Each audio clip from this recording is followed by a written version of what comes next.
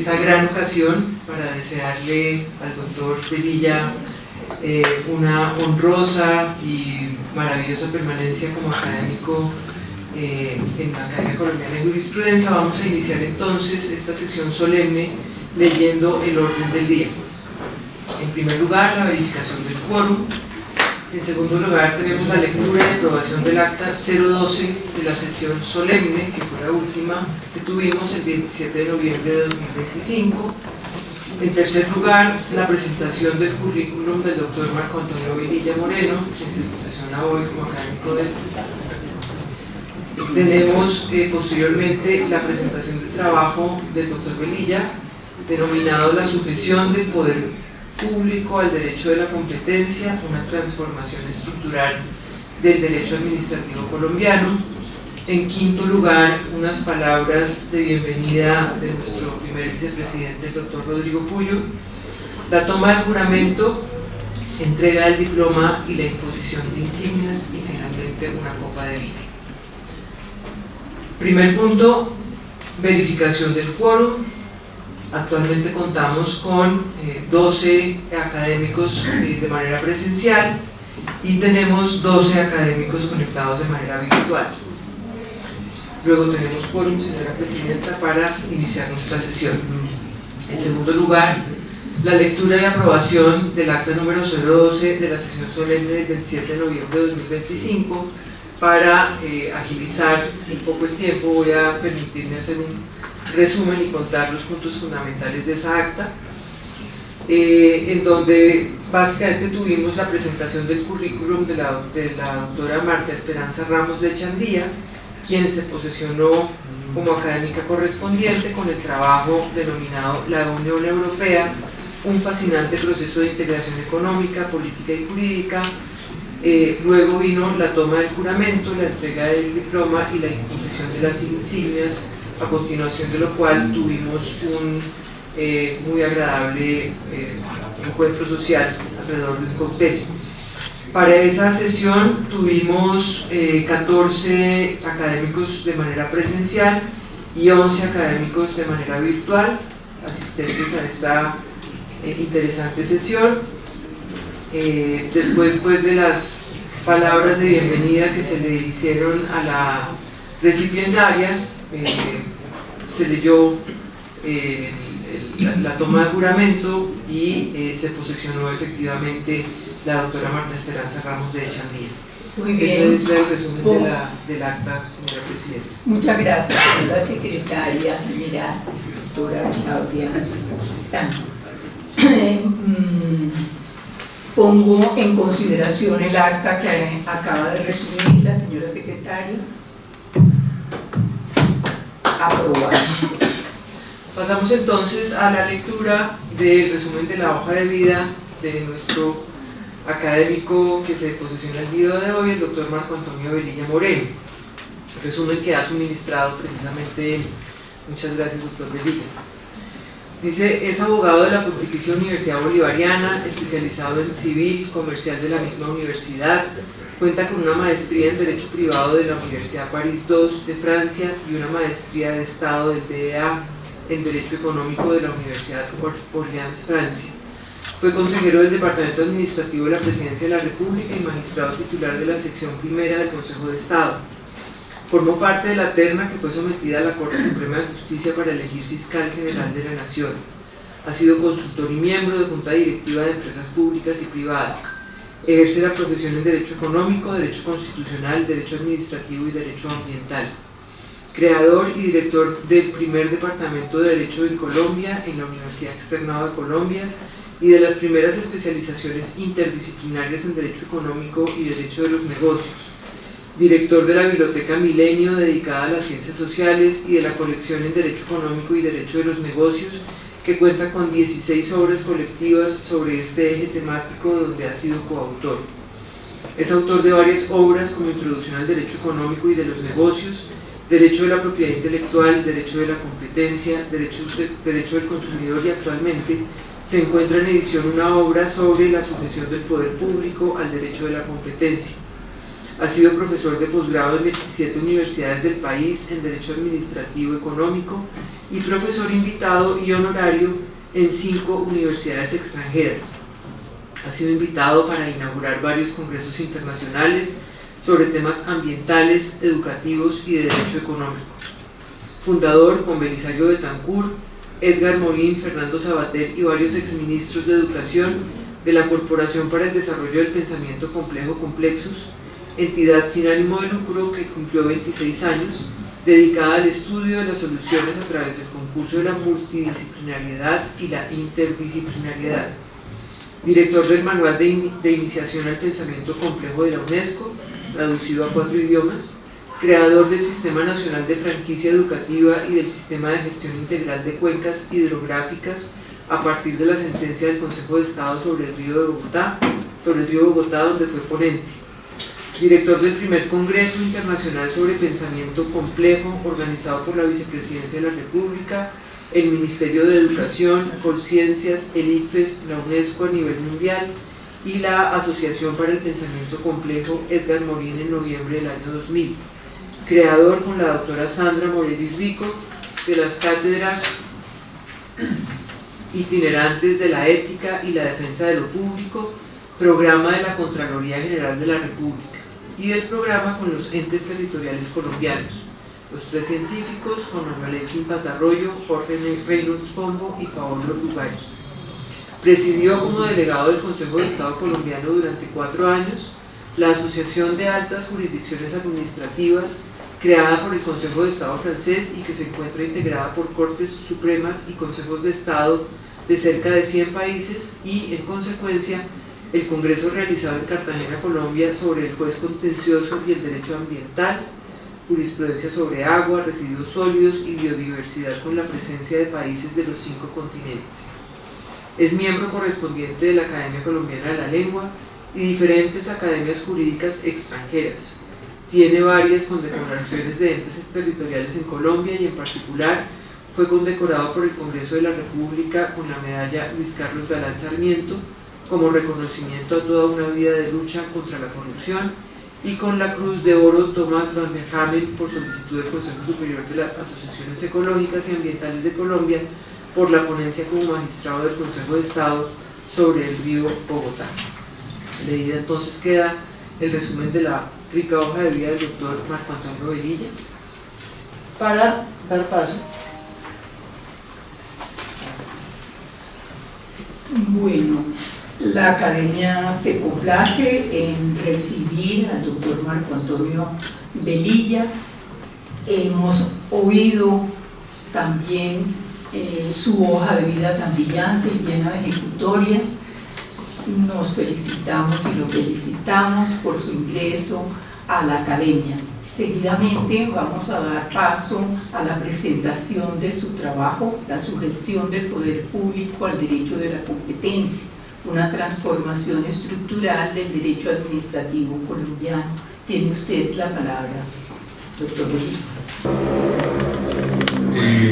Honorable presidente de la Academia Colombiana de Jurisprudencia, Lucy Cruz de Quiñones, honorables señor primer vicepresidente y amigo Rodrigo Puyo Vasco, segunda vicepresidente y amiga doctora Sandra Morelli Rico, amigo y doctor, quien tuvo la generosidad de postular mi nombre para esta alta dignidad que asumo con emoción y muy consciente de lo que significa en una vida dedicada a una verdadera vocación al derecho, doctor Fernando Herrera Vergara. Honorables miembros de la mesa directiva, distinguidos académicos, amigos, colegas, señoras y señores, a Claudia Dangón y a su padre, que lo llevo en el alma, Alberto Dangón, mi gran amigo. Una introducción: el Estado ante el espejo del mercado. Asumo hoy con el más profundo sentido de responsabilidad y el honor que esta alta distinción me confiere la tarea de reflexionar ante ustedes sobre una de las tensiones más complejas, fascinantes y me atrevería a decir definitorias del derecho público económico contemporáneo, la aplicación del derecho de la competencia al sector público colombiano. No se trata de una discusión meramente técnica o accesoria. Estamos ante una conversación sobre la naturaleza misma del Estado, sobre los límites de su poder y sobre su rol en una sociedad que ha optado por la libertad económica como modo de desarrollo. Nos encontramos en una encrucijada histórica donde dos lógicas, tradicionalmente concebidas como antagónicas, convergen para redefinir los contornos de la acción estatal. Por un lado, la concepción del Estado arquitecto, heredera de la tradición jurídica francesa y de pensadores como León Diví, que lo erige como el guardián del interés general y el motor de la solidaridad social a través de sus prerrogativas de poder público. Un Estado que interviene, que regula, que presta servicios y que en su visión clásica se sitúa por encima de las vicisitudes del mercado. Por otro lado, la visión del mercado eficiente, impulsada por la tradición anglosajona y economistas como Joseph Schumpeter, quien lo describió como un incesante proceso de destrucción creadora, donde la innovación y la eficiencia emergen de la lucha competitiva y donde la intervención estatal es vista a menudo con sospecha. Durante décadas, el derecho administrativo colombiano, fiel a su herencia continental, asumió que la esfera del imperio estatal operaba en un plano distinto y superior al del dominio privado.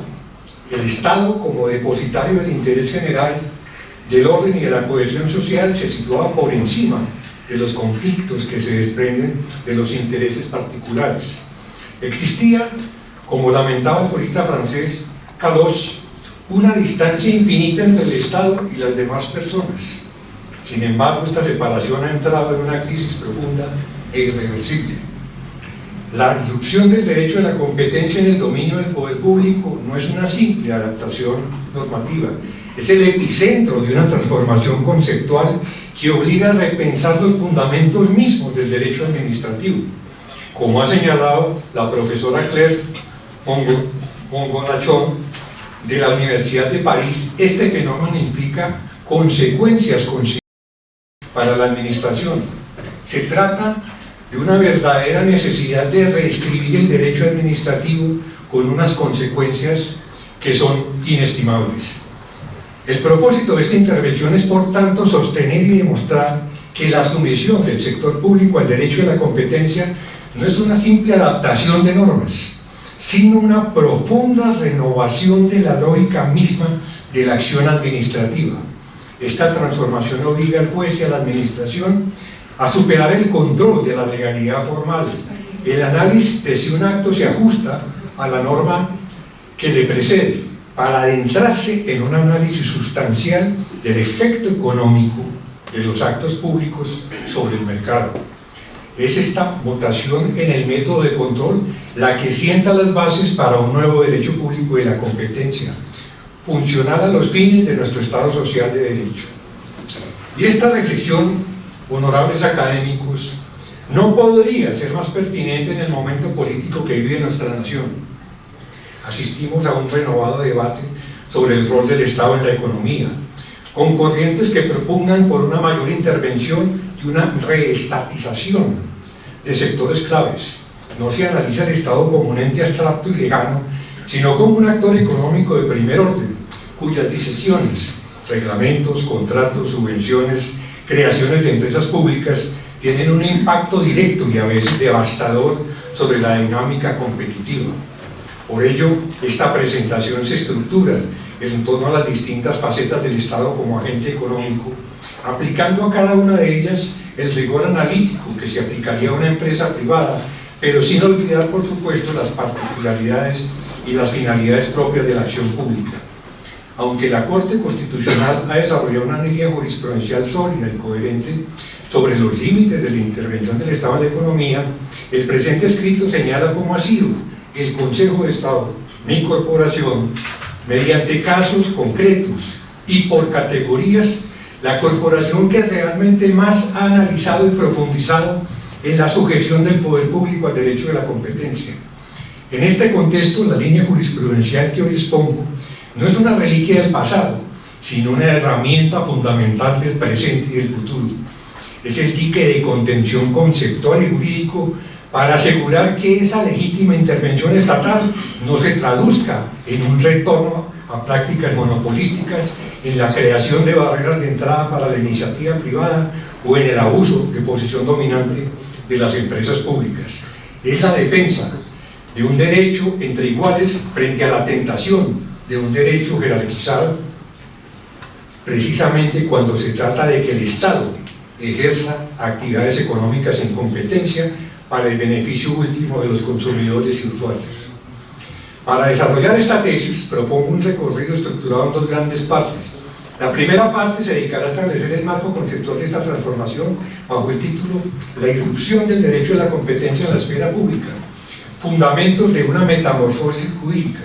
La segunda parte, de carácter eminentemente práctico y analítico, se titulará El Estado en el banquillo, manifestaciones y consecuencias de las conductas anticompetitivas del sector público, donde analizaremos en detalle la jurisprudencia que ha dado vida a esta doctrina. La primera parte, la irrupción del derecho a la competencia en la esfera pública, fundamento de una metamorfosis jurídica. La sumisión del Estado a las reglas que gobiernan el mercado no es un mero ajuste normativo, decía, sino una revolución conceptual que sacude los cimientos del derecho público. Históricamente el derecho administrativo se construyó sobre la base de una simetría fundamental. De un lado, la administración dotada de prerrogativas de poder público, puissance publique, para la consecución del interés general; del otro, los administrados sujetos a dicho poder.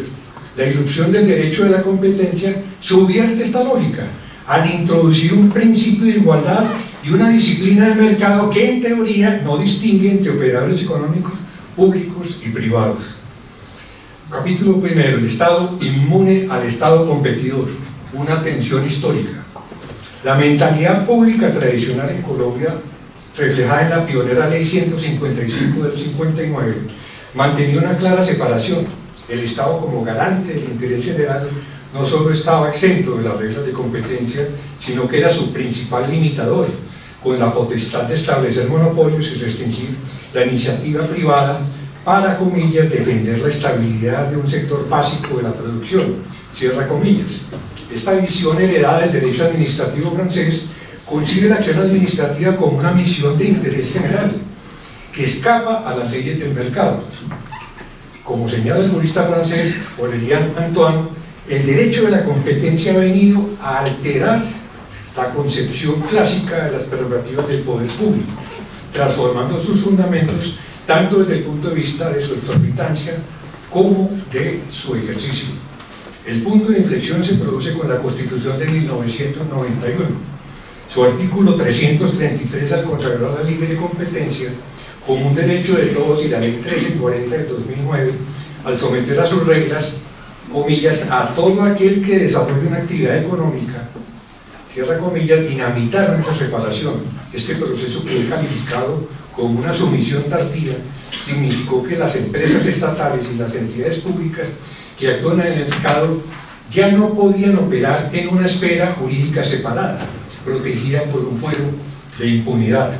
Para comprender plenamente la transformación que hemos descrito, es necesario detenernos en el marco constitucional que la sustenta. La Constitución de 1991 no solo consagró un catálogo de derechos fundamentales, estableció también una verdadera constitución económica que define los principios rectores de la actividad económica del Estado y de los particulares. El artículo 333, que ya hemos mencionado, es la piedra angular de este edificio constitucional, pero no está solo. El artículo 334 faculta al Estado para intervenir en la economía por mandato de la ley, para racionalizar la economía, dar pleno empleo a los recursos humanos y naturales y lograr el mejoramiento de la calidad de vida de los habitantes. El artículo 336 permite la creación de monopolios como arbitrio rentístico, pero con fines exclusivamente fiscales.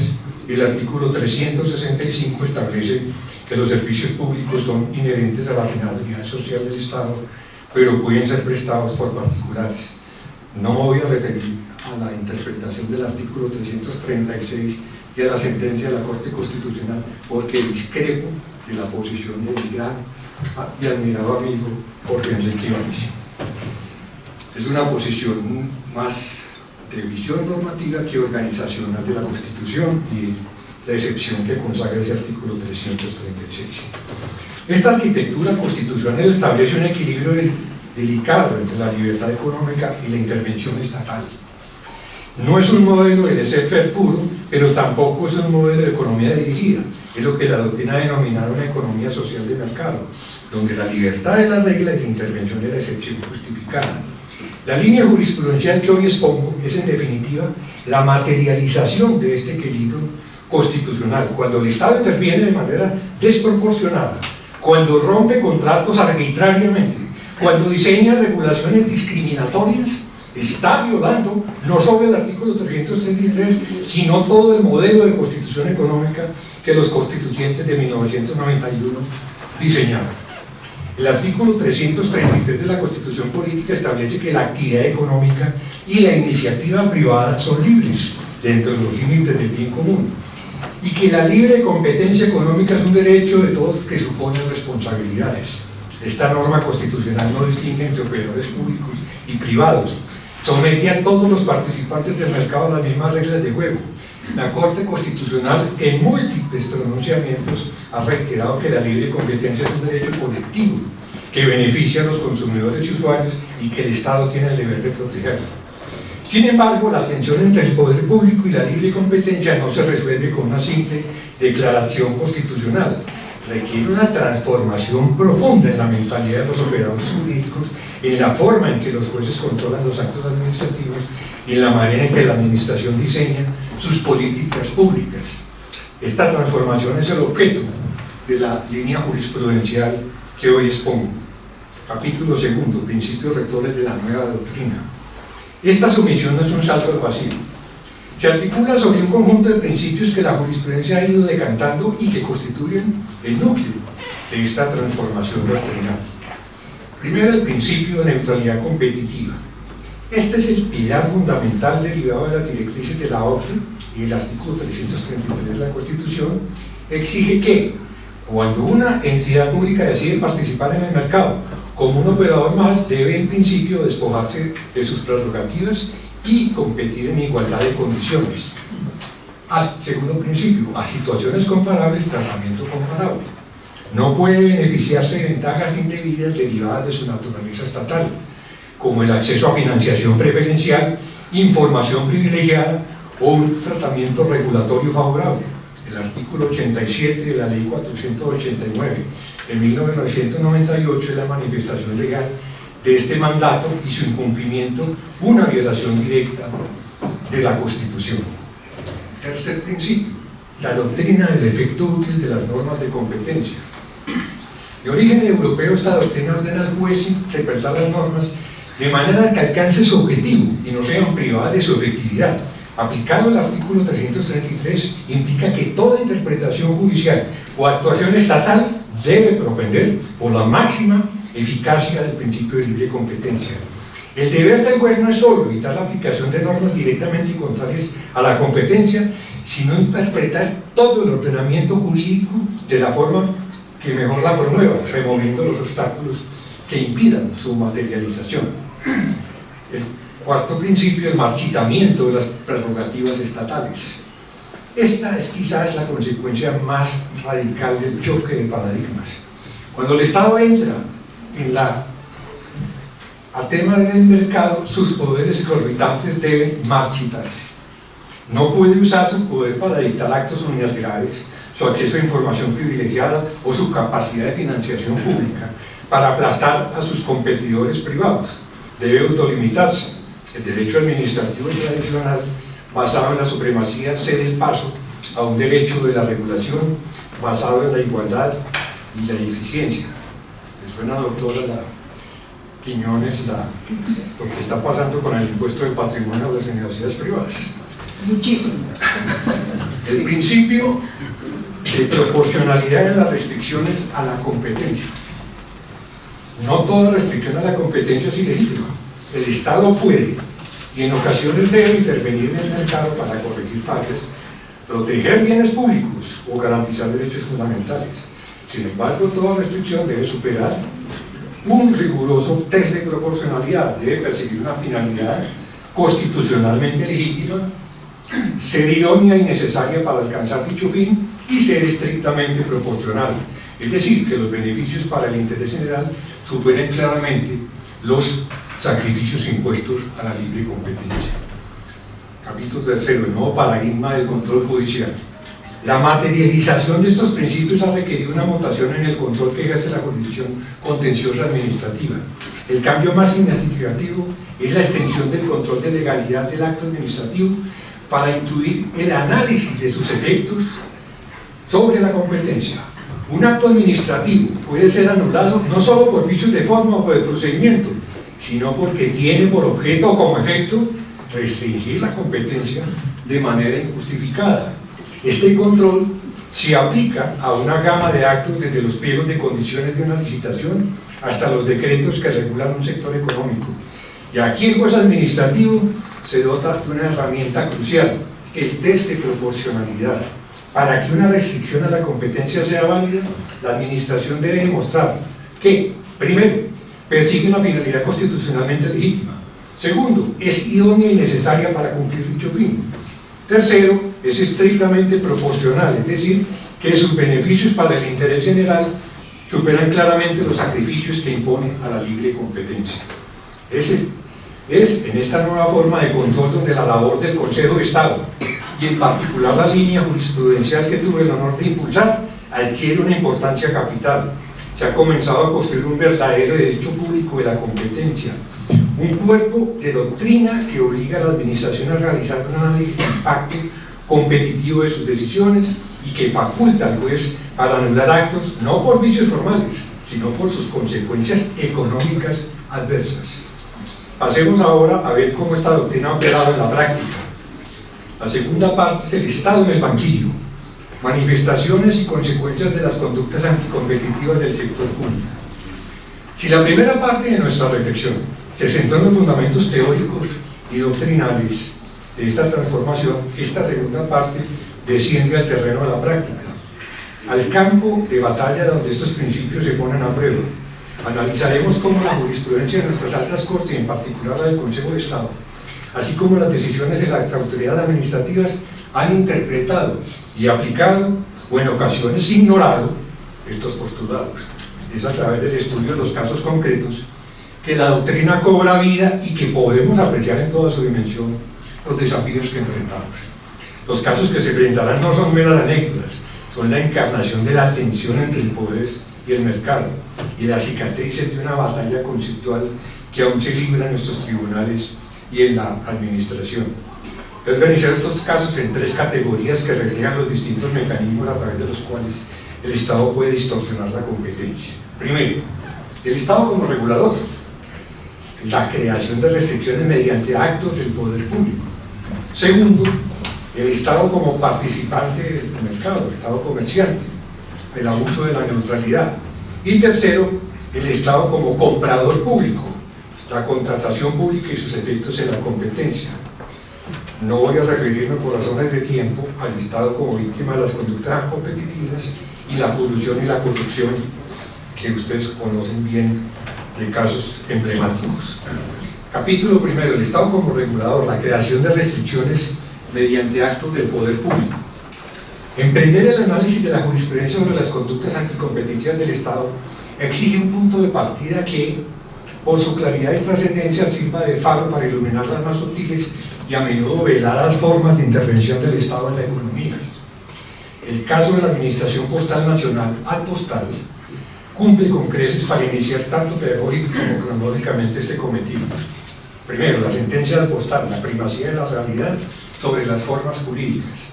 Esta fue una demanda del doctor José Gregorio Hernández, miembro correspondiente de esta. La sentencia de Adpostal, proferida por la sección primera con ponencia del magistrado Rafael Ostoro de la Fora, fue un punto de partida en el Consejo de Jurisprudencial.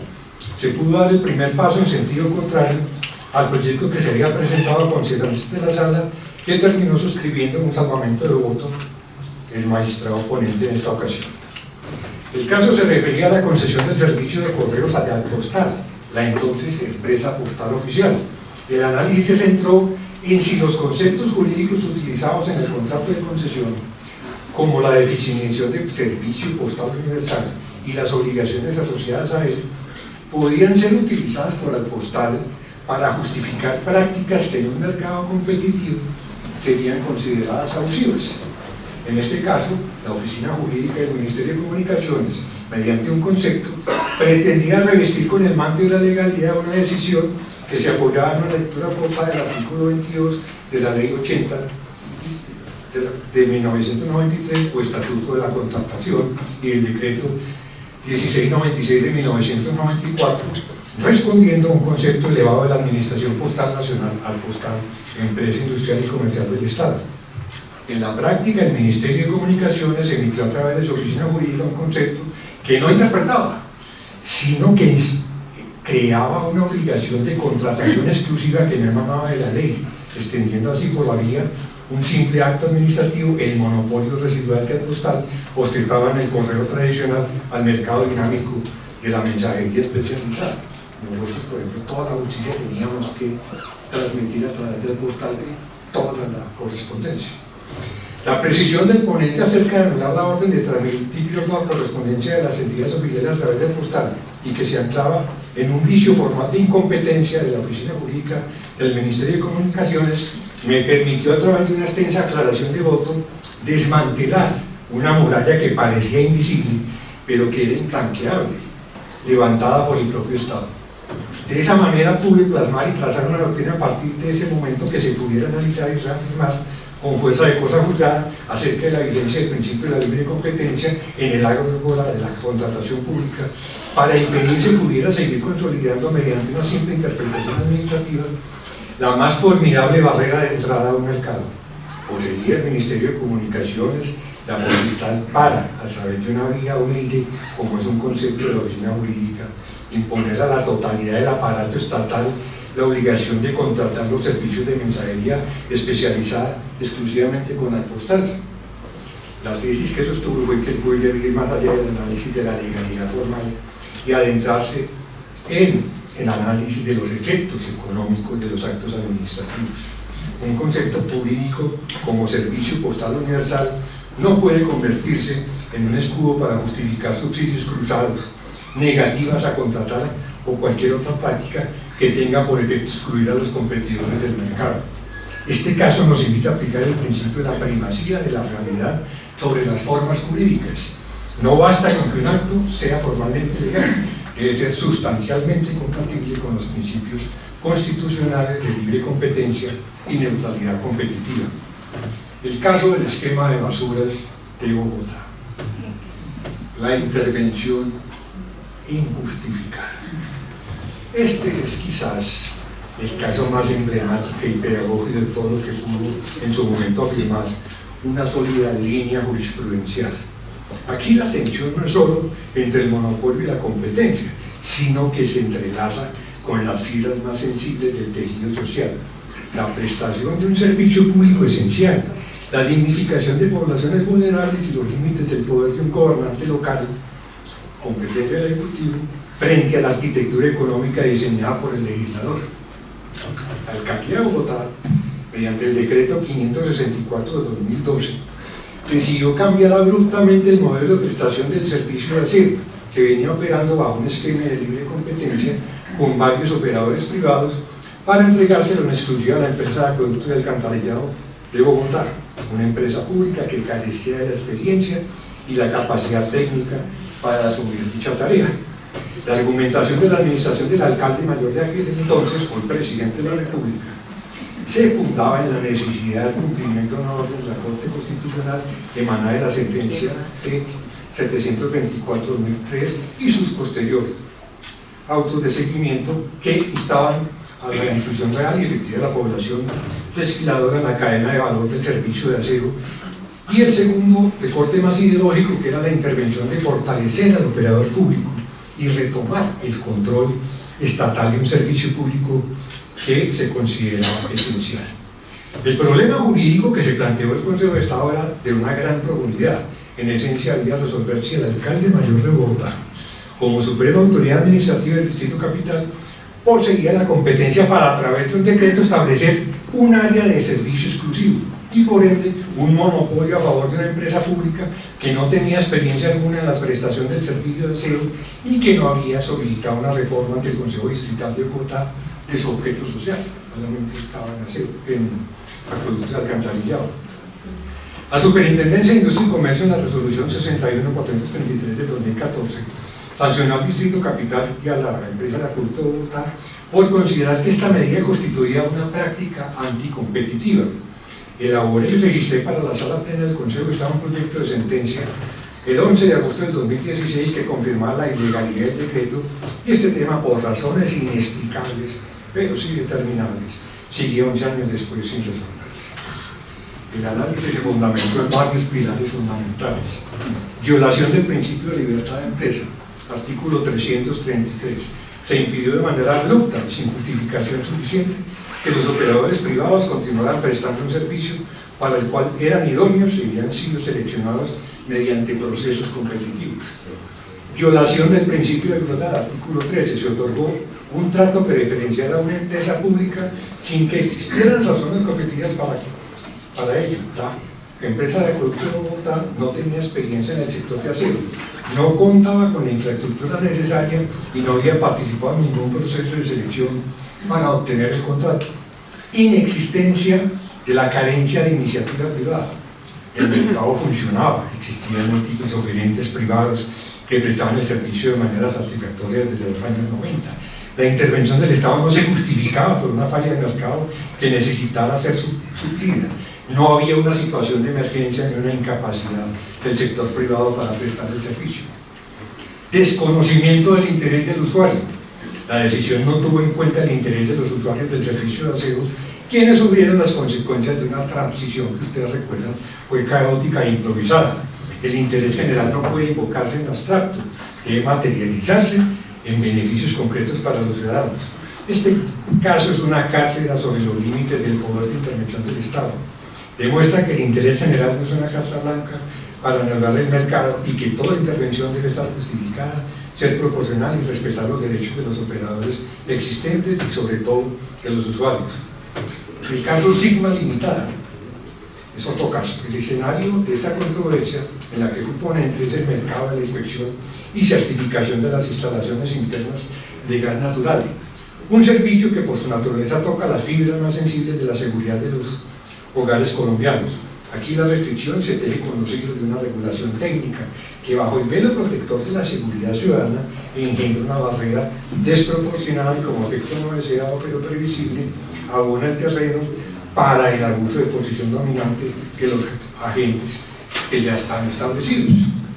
La sentencia del Consejo de Estado anula la resolución 1509 del 2009 del Ministerio de Comercio, Industria y Turismo por presentarse una violación directa y material del derecho de la libre competencia. Y en una verdadera tarea de orfebrería jurídica se señala cómo el control judicial puede y debe penetrar en la aparente neutralidad de las normas técnicas para desentrañar y conjurar los efectos anticompetitivos. La resolución diseñó un marco que, en la práctica, obligaba a que los organismos de inspección independientes como Sigma Limitada tuvieran un vínculo contractual con las empresas distribuidoras de gas, las mismas que ostentan un monopolio natural sobre la red.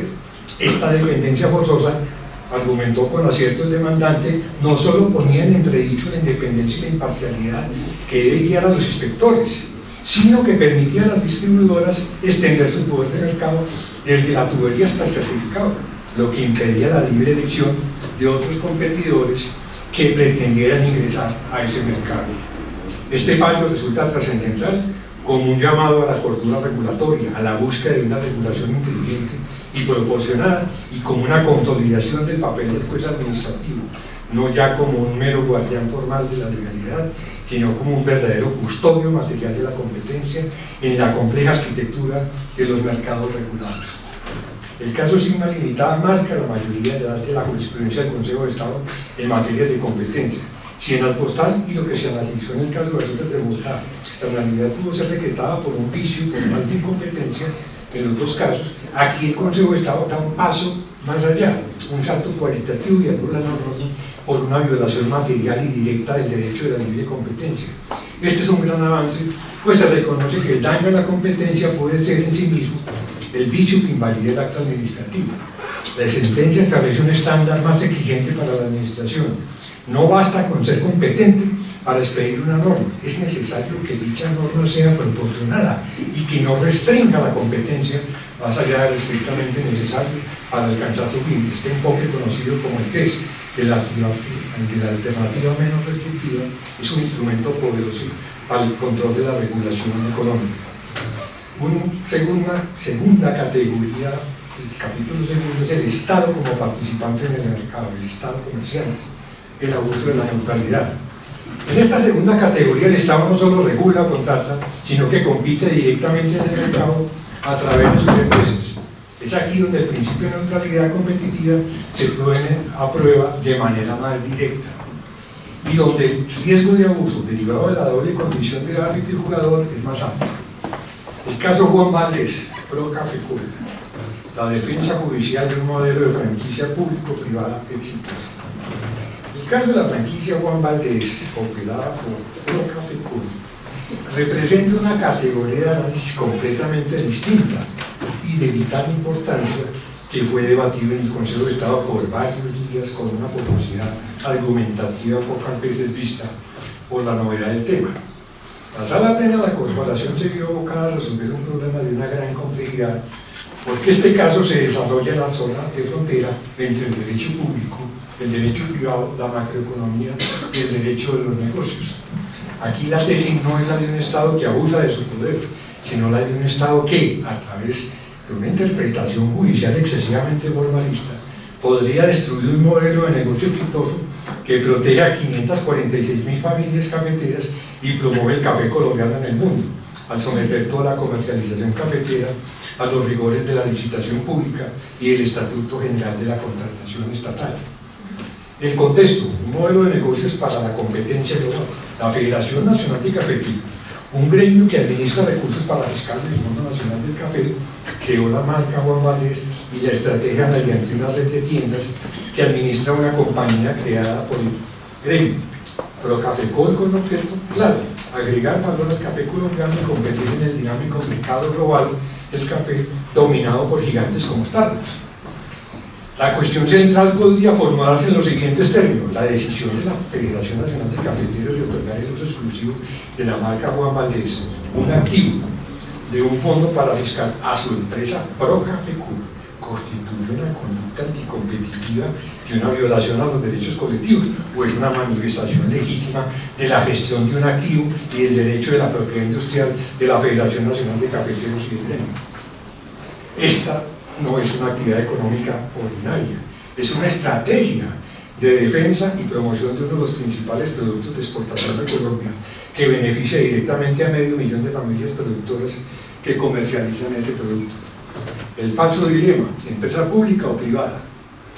El debate jurídico se ha centrado erróneamente en si por ser propiedad de la Federación y utilizar una marca construida con recursos parafiscales, debe ser considerada una entidad pública y por lo tanto está sujeta a la rigidez de la Ley 80 de 1993, como lo suscribieron muchos, para toda su actividad comercial, desde la compra de insumos hasta la apertura de nuevas tiendas.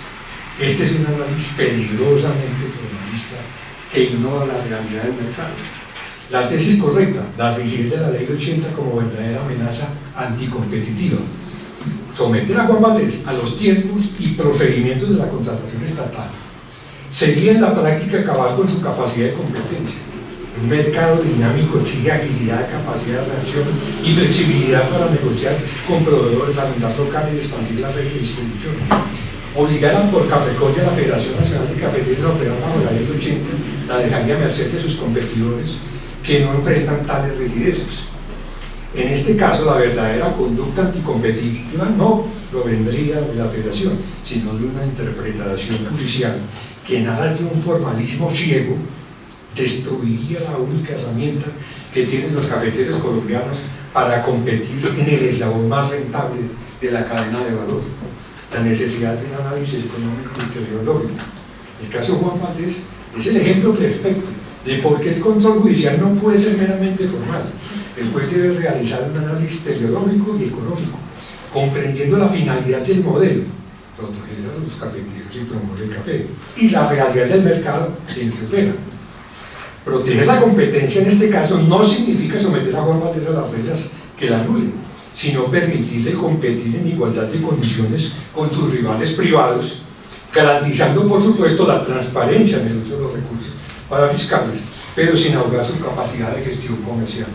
El caso Juan Valdez, como lo señalé en una extensa aclaración de votos para fijar doctrina en esa materia, se sitúa en el corazón de una de las tensiones más clásicas y fascinantes del derecho económico, la relación entre los derechos de la propiedad industrial, que otorgan por naturaleza exclusividad, y el derecho de la competencia, que promueve la privacidad. A primera vista, ambos regímenes parecen contradictorios, como dos fuerzas que se dirigen en direcciones opuestas. Las patentes, las marcas y los derechos de autor conceden monopolios legales y temporales, mientras que el derecho a la competencia prohíbe los monopolios y los abusos de posición dominante. Sin embargo, ambos regímenes son complementarios en la construcción de una economía dinámica e innovadora. Los derechos de propiedad industrial son un incentivo fundamental para la innovación y la creación.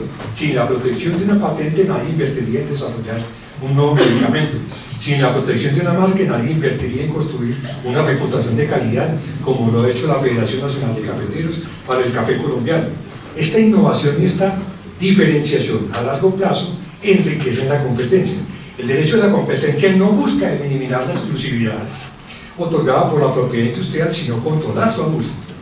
La línea se cruza cuando el titular de una patente sobre un insumo se niega a venderlo a sus competidores para sacarlos del mercado, doctrina las facilidades esenciales, o si el titular de una marca intenta impedir la publicidad comparativa del mercado de repuestos, por poner tan solo un ejemplo. La defensa del interés público, aquí es la defensa de la viabilidad del proyecto que beneficia a cientos de miles de colombianos. La sentencia y la aclaración de voto es importante porque reconocen la marca no solo un signo distintivo, sino como un activo empresarial que puede y debe ser gestionado para maximizar su valor. La estrategia de la Federación Nacional de Cafeteros de licenciar la marca de forma exclusiva a una cadena de tiendas es una práctica comercial estándar de todo el universo jurídico, franquicias, concesiones comerciales, licencias exclusivas, etc. La Federación Nacional de Cafeteros actúa como comerciante, como un agente económico que gestiona un activo. En este escenario su actuación se rige por el derecho privado y tiene un mayor margen de maniobra para diseñar estrategias comerciales. El control judicial no se centra en la legalidad normal, sino en la ausencia de abuso. Como la Federación Nacional de Cafeteros no abusó de su posición, sino que ejerció legítimamente su derecho de propiedad, su actuación es válida. Un análisis formalista por parte de un juez administrativo que ignora esta realidad no protege la competencia, la destruye. En síntesis, la sentencia de Juan Valdez, en particular su aclaración, es un hito porque enseña a diferenciar entre una restricción anticompetitiva y una estrategia competitiva. Es un reconocimiento que el Estado, cuando compite, debe poder hacerlo con las herramientas del mercado. Es también, sobre todo, una prueba de que el derecho a la competencia no es un dogma, sino una disciplina que requiere un análisis cuidadoso, caso por caso, de los hechos, del derecho y de las consecuencias económicas de cada decisión. El caso Isagen EPN, la regulación discriminatoria. El intento de adquisición de Isagen por parte de EPN constituye otro ejemplo paradigmático de cómo el Estado regulador puede utilizar su poder regulatorio para discriminar entre operadores y distorsionar la competencia, en este caso, al imponer condiciones tan severas a otro actor estatal EPN, discriminación en cuanto a la naturaleza de sus recursos, que en la práctica lo excluyeron de la puja. Este caso nos sumerge en el complejo mundo del control de las integraciones empresariales, un escenario donde el Estado ejerce uno de sus poderes más formidables sobre la estructura del mercado. Cuando el gobierno nacional decidió vender su participación en Isagen, EPN, una de las empresas de servicios públicos más sólidas del país, manifestó su interés en participar en el proceso de adquisición de la segunda generadora más grande. La venta de este activo estratégico, un verdadero patrimonio de la nación, se justificó en la necesidad de obtener recursos para financiar el ambicioso programa de infraestructura de cuarta generación, las 4G. Sin embargo, el gobierno, a través de una serie de regulaciones adicionales, modificó las condiciones del proceso de venta de manera que, en la práctica, excluía a EPM de las posibilidades de participar. Entre las medidas adoptadas se encontraban la reducción de los topes de participación y la discriminación en la compensación de contingencias. Estas regulaciones, diseñadas ad hoc para el proceso de venta, tenían un destinatario claro: excluir a una empresa pública que podría haber ofrecido el mejor precio por el activo. Las principales restricciones fueron, en primer lugar, los topes de capacidad regulatoria. La CREC les pidió una resolución que establecía un límite máximo de participación en el mercado de la generación para un solo agente, fijándolo inicialmente en un 25% y luego reduciéndolo progresivamente. La integración EPM-SAGEN superaba con creces este límite, lo que hubiera obligado a EPM a vender una parte importante de sus activos de generación para poder concretar la compra, un desprendimiento que desnaturalizaba la operación. En segundo lugar, el reglamento de enajenación, diseñado por el Ministerio de Hacienda, incluyó cláusulas que parecían diseñadas a la medida para desincentivar la participación de EPM. La más polémica fue que excluía la cobertura de garantías por litigios preexistentes si EPM formaba parte del consorcio comprador, una condición asimétrica que los demás oferentes no debían cumplir. El conjunto de condiciones hizo que la operación fuera económicamente inviable para EPM. Este caso ilustra cómo la regulación puede ser utilizada como instrumento de política industrial encubierta para favorecer a ciertos actores en detrimento de otros. El Estado, en su rol de regulador, no puede diseñar normas a la medida de sus preferencias políticas. Debe garantizar la igualdad de trato entre todos los operadores, sean públicos y privados. La controversia alrededor de SAGEN constituye un laboratorio perfecto para analizar la línea tan delgada que separa a una intervención regulatoria prudente y necesaria de un exceso de celo que puede tornarse en una práctica anticompetitiva creada por el propio Estado.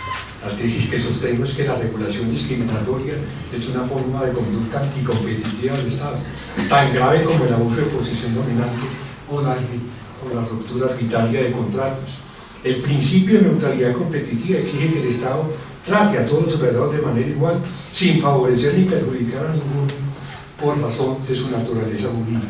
Las condiciones impuestas por la autoridad de competencia a un potencial comprador estatal fueron una medida o posibilidad innecesaria para proteger el mercado o constituyeron una barrera de entrada regulatoria que al final del día limitó la competencia, convirtiendo en forma arbitraria el proceso, no en uno de enajenación de activos de entidades públicas para que lo adquiriera cualquier competidor público o privado, o simplemente se buscaba por cualquier motivo que fuera un proceso privatizado por los dólares públicos, no servirían sino los dólares únicamente de la empresa privada, que finalmente se quedó con esa. Tercero, el Banco Agrario, el abuso de la posición dominante por una empresa de naturaleza estatal. En este caso es la primera vez que la Autoridad de la Competencia Colombiana, SIC, impone una sanción a una empresa estatal del orden nacional por abusar de su posición dominante. La controversia se origina en particular la particular posición que ostentaba el Banco Agrario como administrador de los depósitos judiciales, una función que por mandato legal le había encomendado en forma exclusiva. Empoderado con esta posición de dominio, el banco decidió atar la contratación de un producto no monopólico al seguro de vida para los beneficiarios de los depósitos, a la adquisición de sus servicios monopólicos. En otras palabras, el banco utilizó su poder en un mercado cautivo para forzar la compra de otro producto, lo que se denomina en la terminología de la competencia como venta atada. La Superintendencia de Industria y Comercio, mediante la resolución 1512 del 2011, materializó la sanción y señaló que esta conducta constituyó un abuso de posición dominante, una explotación indebida de su privilegio legal que restringía la libertad de elección de los consumidores y cerraba la puerta a otras compañías de seguros que deseaban competir en ese mercado. Cuarto caso, el caso Caracol RCN versus Ibope. Este caso es la antítesis del anterior, donde una empresa estatal es sancionada por abuso de su poder dominante. En el presente caso, la Superintendencia de Industria y Comercio le impone una sanción a los dos canales de televisión más grandes del país y donde el Poder Judicial se sumerge en la intrincada posición del dominio colectivo para desentrañar y sancionar las formas más sutiles de abuso anticompetitivo. La controversia se sitúa en el escenario de la medición de audiencia, el rating, un insumo esencial para la pauta publicitaria en televisión. Durante años la empresa Ivoco había sido el proveedor de este servicio en Colombia. Caracol y RCN, los dos canales dominantes, decidieron crear su propia empresa de medición. IREC, y en un acto coordinado notificaron a Ivoco la terminación de esos contratos. La Superintendencia de Industria y Comercio, en una investigación pionera, consideró que esta conducta, aunque aparentemente legítima, constituyó un abuso de la posición de dominio colectiva que ostentaban los dos canales. El objetivo, según la SIC, no era crear un competidor, sino eliminar al único árbitro independiente del mercado y reemplazarlo por uno propio, lo que le permitía controlar la información sobre las audiencias y con ello fortalecer su poder en el mercado publicitario, con todos los pequeños además. El Consejo de Estado, en una sentencia de una inmensa densidad conceptual, avaló esta posición de la SIC, tomando una posición completamente distinta a la subida en el caso del tercer canal, al que no me refiero, que ya tendremos la oportunidad de comprender, donde la corporación adoptó una posición formalista, con resultados perjudiciales para la competencia misma. El fallo es particularmente interesante porque reconoce que la posición de dominio de Caracol y RCN, en este caso, no era una construcción puramente de mercado, sino que se derivaba en gran medida de su condición de concesionario del espectro electromagnético. Al operar un bien público, argumentó el Consejo de Estado, los concesionarios tienen una responsabilidad especial de no utilizar su poder para afectar negativamente la competencia. El abuso, por tanto, era aún más reprochable. El tercer capítulo es el Estado como contador público, la contratación estatal y sus efectos en la competencia. Aquí el poder del Estado no reside en su capacidad regular de producir, sino en su inmenso poder de compra, un poder que, si no se ejerce con prudencia y transparencia, puede convertirse en la más formidable barrera de entrada o en el más perverso de los instrumentos de exclusión. La sentencia del tercer canal y mi salvamento de voto.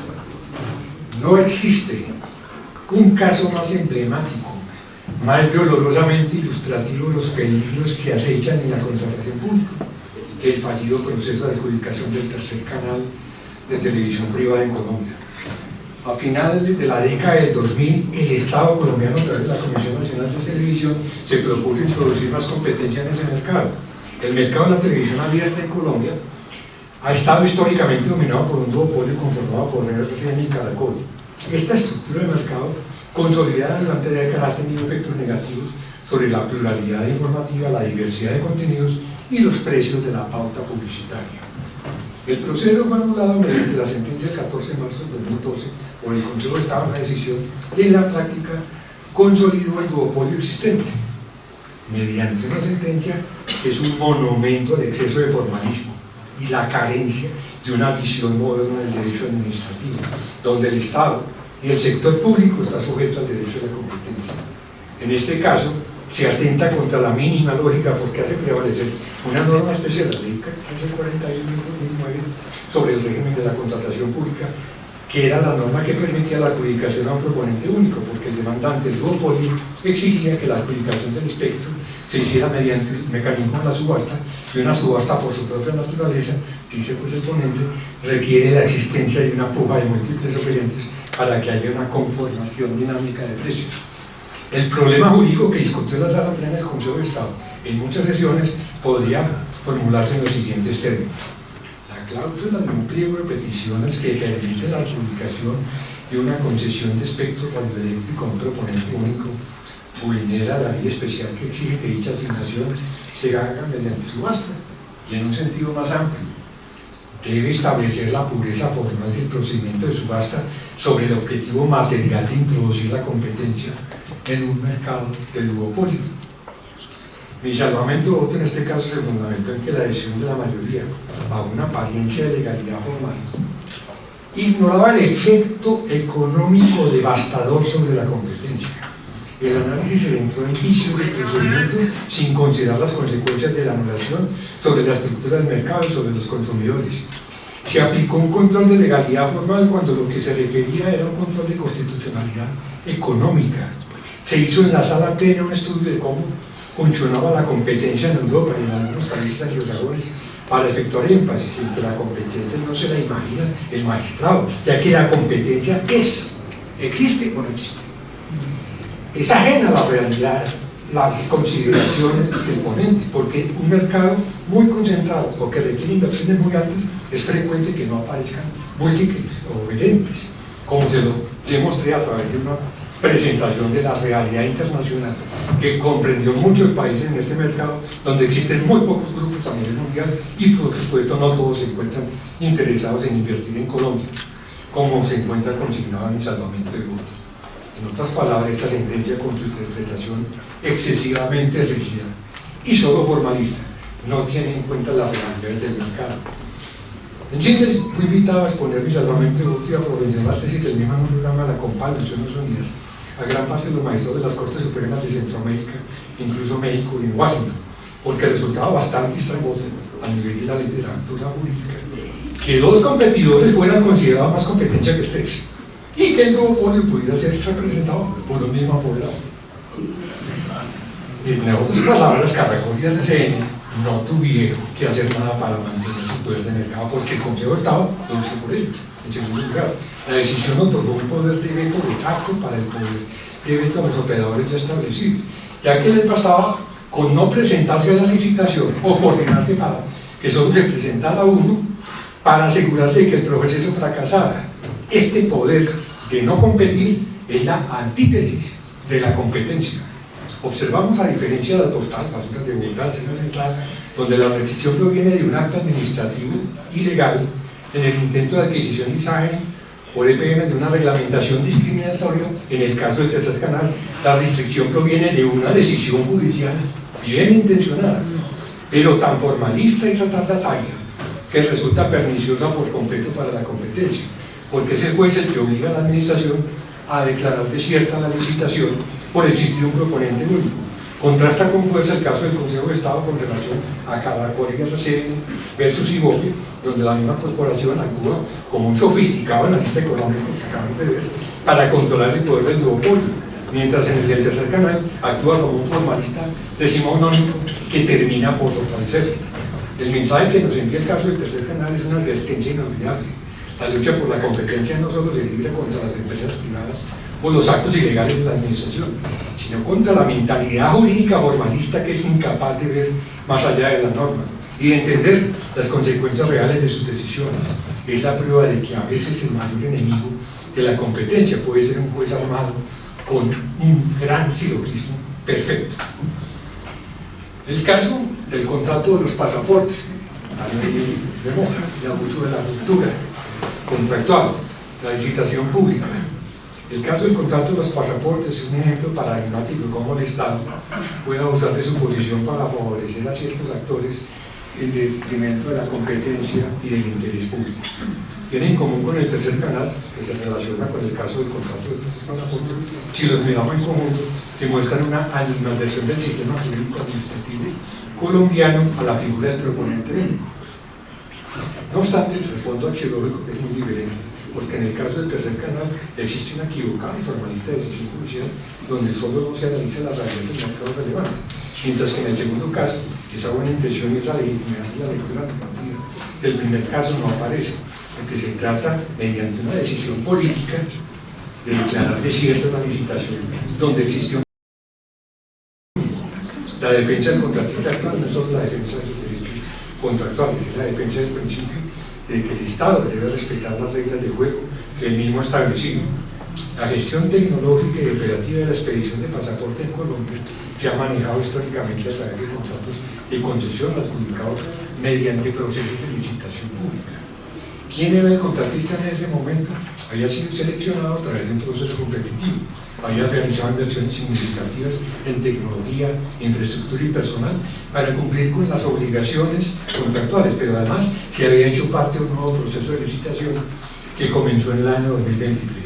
Sin embargo, el Estado, en una actuación que carece de todo fundamento jurídico, intentó romper arbitrariamente el contrato vigente con el fin de celebrar un convenio de cooperación en forma caprichosa con la imprenta nacional y el gobierno portugués. Esta pretensión constituye una grave violación de múltiples principios fundamentales del derecho administrativo y el derecho de la competencia.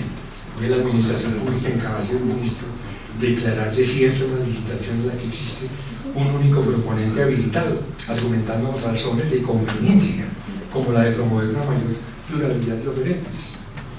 O por el contrario, la declaratoria desierta es una figura de carácter arreglado que solo procede por las causales taxativas previstas en la ley, y la administración está en la obligación de adjudicar el contrato cuando existe al menos una oferta que cumple con todos los requisitos. En primer lugar, viola el principio pacta sunt servanda, que obliga a las partes a cumplir los contratos de buena fe. El Estado no puede desconocer unilateralmente los derechos adquiridos por un contratista que ha cumplido con sus obligaciones, simplemente porque desea entregar el contrato a un tercero de su preferencia. En segundo lugar, viola el principio de selección objetiva consagrado en la Ley 80 de 1993, la celebración de un convenio de cooperación con la imprenta nacional y el gobierno portugués, sino un proceso de licitación abierto y transparente, constituye una evasión de los procedimientos de contratación estatal diseñados para garantizar la competencia y la eficiencia en el uso de los recursos públicos. En tercer lugar, viola el principio de la libre competencia del artículo 333 de la Constitución, al romper un contrato vigente para entregarlo señalando a dedo a un tercero. El Estado está creando una barrera de entrada insuperable para cualquier otro operador que pudiera estar interesado en prestar el servicio. Está en definitiva utilizando su poder para anular el mercado. Este caso, como es de conocimiento público, no solo se desenvuelve en el ámbito del control administrativo, fiscal y disciplinario. Actuaron en forma valiente y alertaron sobre las graves irregularidades que observaron, lo que condujo a su suspensión y posterior revocatoria del proceso, que no obstante a costa de la actual administración se volvió a colocar en marcha, lo que no considero que pueda tener buen pronóstico en ningún sentido, porque el Estado no podía abordar el sistema de adjudicación en la forma que finalmente lo hizo, con fundamento en que el artículo 29 de la Ley 80 del 1993 en establecer que el deber de selección objetiva es un principio fundamental de la contratación estatal. En esta categoría de conducta del Estado no actúa necesariamente como un competidor directo en el mercado, sino que utiliza su poder de contratación para diseñar mercados a la medida de ciertos intereses, operadores, para romper arbitrariamente contratos vigentes con el fin de favorecer al tercero sin fundamento jurídico. Es una forma directa y brutal de anular la competencia y desconocer los derechos adquiridos de los contratistas. El sistema de contratación pública colombiano no prohíbe la adjudicación a un proponente único. De hecho, es una situación relativamente frecuente en mercados especializados o de altas barreras de entrada. La ley no exige pluralidad de oferentes como un requisito de validez de la adjudicación.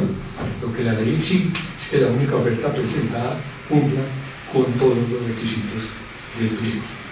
Conclusiones del Estado que queremos. Honorables académicos, hemos recorrido un largo camino, desde los fundamentos teóricos de la sumisión del Estado al derecho a la competencia, hasta el análisis detallado de casos que ilustran las múltiples formas en que el poder público puede distorsionar el mercado. Quisiera sintetizar las conclusiones de esta reflexión. Primera conclusión: la sumisión del Estado al derecho a la competencia no es un imperativo constitucional. No es una opción de política pública ni una preferencia ideológica. Es un mandato del artículo 333 de la Constitución. El Estado, cuando actúa en el mercado, debe respetar las mismas reglas que los operadores privados. Segunda conclusión: el control judicial debe ser sustancial, no meramente formal. El juez administrativo no puede limitarse a verificar que un acto cumple con los requisitos de forma y procedimiento. Debe analizar sus efectos económicos sobre la competencia. El test de proporcionalidad es la herramienta fundamental de este nuevo paradigma de control. Tercera conclusión: el Estado tiene múltiples formas de distorsionar la competencia.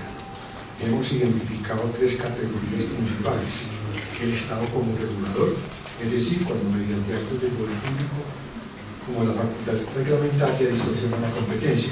Segundo, el Estado como participante en un mercado que abusa de la neutralidad competitiva y abusa de la posición dominante a través de las empresas públicas. Y el Estado como controlador público y cuando procede a la ruptura arbitraria de contratos.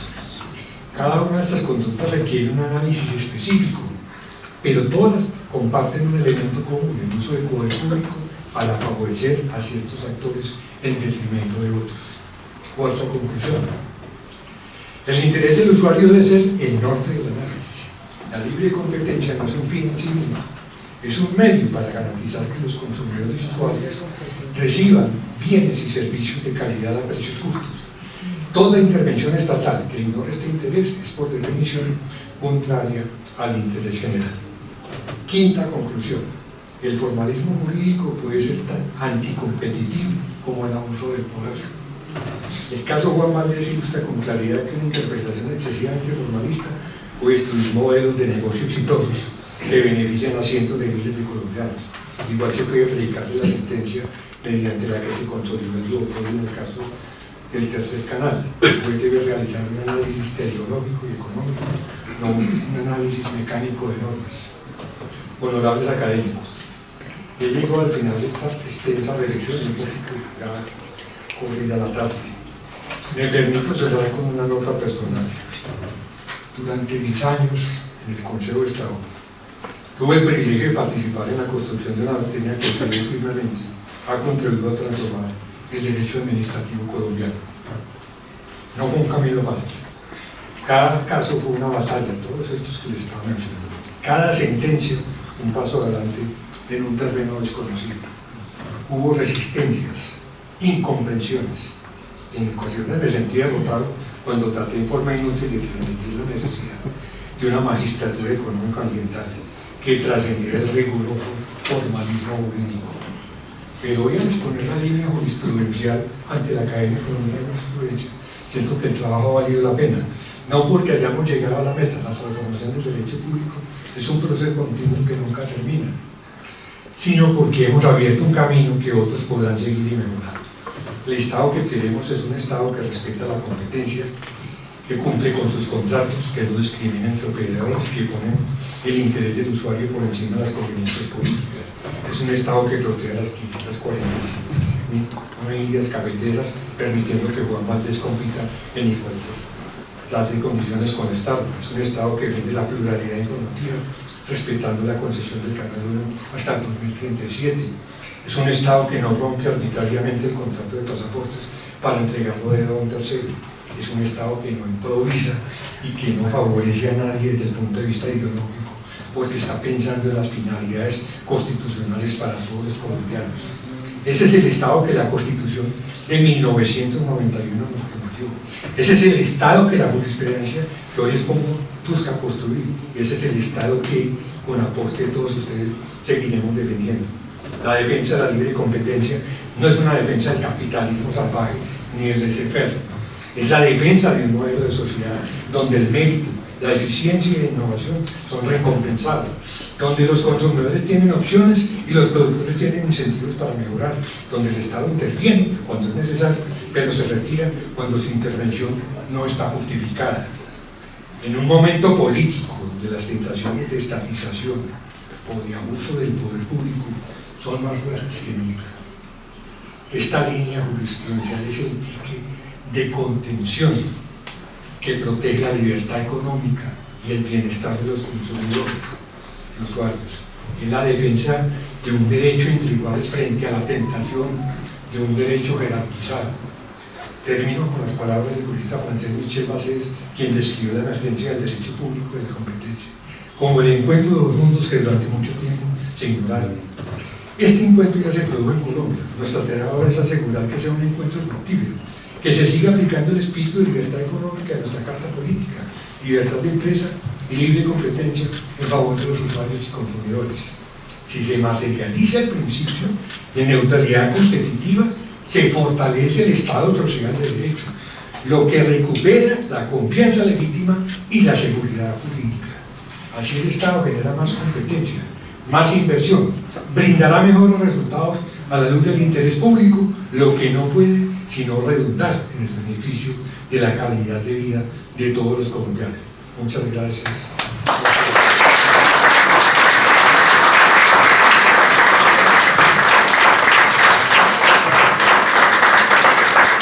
Muchas gracias al doctor Marco Antonio Velilla por su tan ilustrada intervención.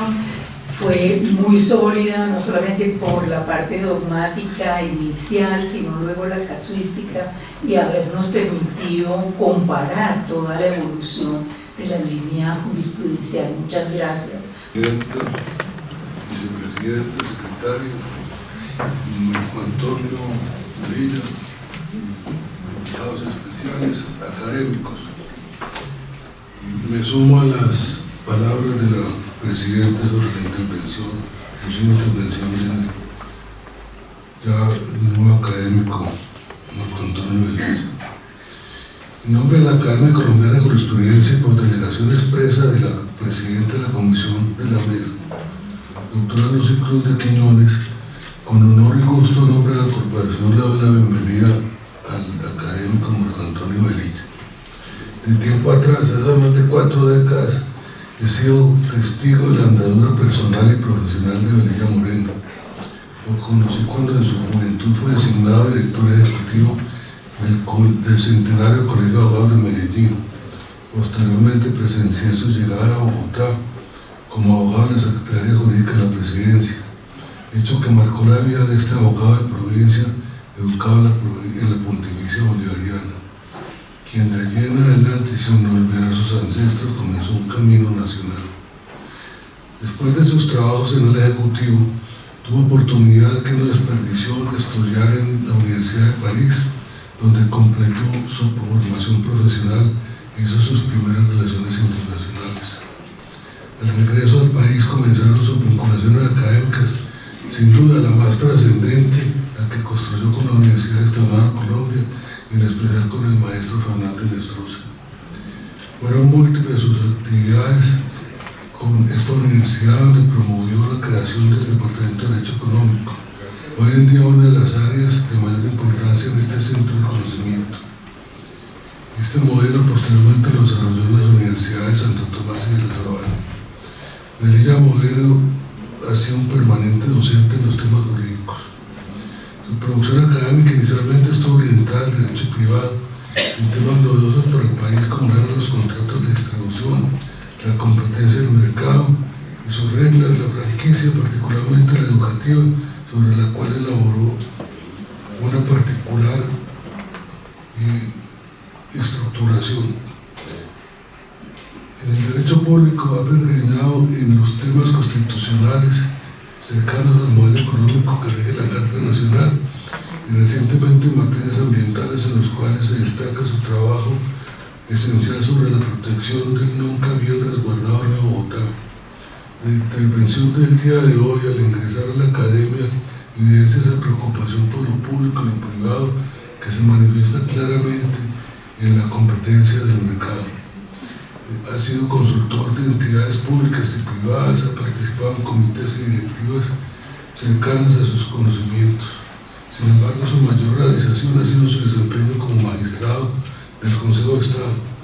En esta corte pudo desarrollar sus conocimientos y opiniones sobre el derecho económico y el derecho ambiental, dejando para la doctrina y para el mismo Ejecutivo líneas de orientación en esta materia.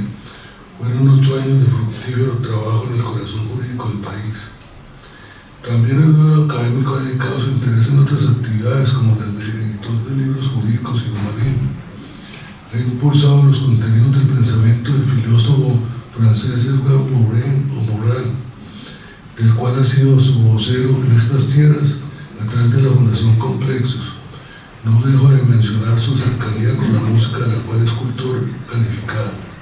En fin, ha sido más que un simple abogado, ha sido un promotor del derecho desde los sectores público y privado y ha impulsado el pensamiento en una sociedad no muy adicta a estas tareas. Por último, quiero notar cómo en el área política no ha sido afortunado, gracias a Dios, pues lo hubiera desviado de la dedicación al servicio público, a la doctrina jurídica del pensamiento, y quizás no se hubiera acercado a esta casa del derecho. Usted, doctor Marco Antonio Velilla, tiene suficientes méritos y realizaciones para ser recibido por la Academia del Saber Jurídico, que es la nuestra. Bienvenido, académico. ¿Jura usted por Dios y por la Academia cumplir bien, fiel y lealmente los deberes inherentes a su calidad de miembro correspondiente de la Academia Colombiana de Jurisprudencia? Si es así, que Dios y la Academia se lo premien, sino que él y ella se lo demanden. Felicitaciones al nuevo académico y un aplauso para él.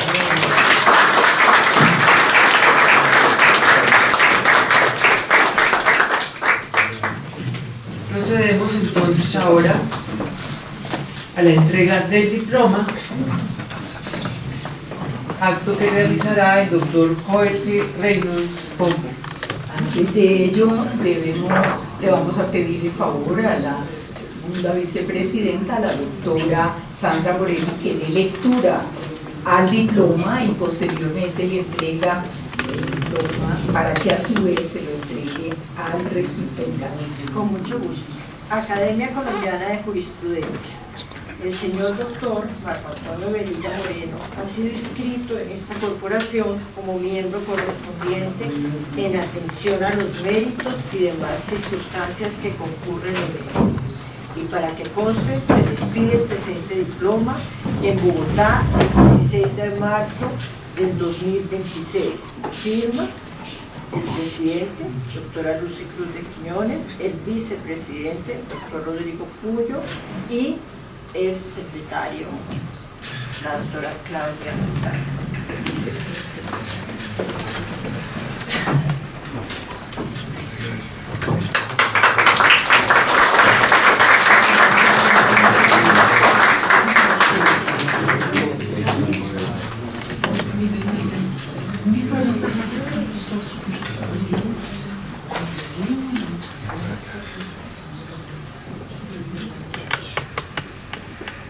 A continuación hace entrega del escudo el doctor Hernando Herrera Vergara.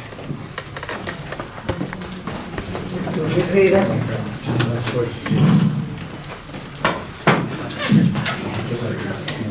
Nuestra insignia.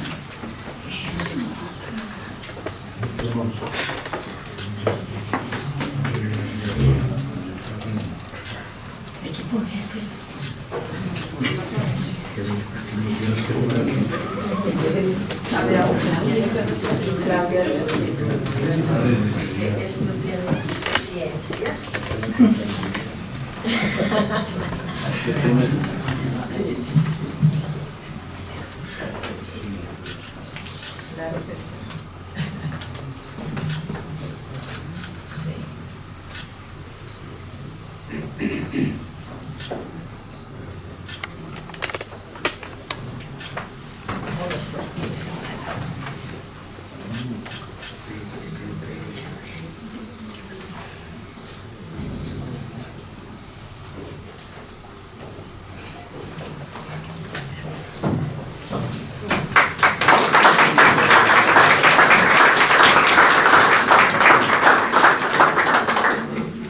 Llamamos a doña Dora Sofía Velilla Moreno para que haga entrega de la medalla que lo acredita como miembro de esta corporación.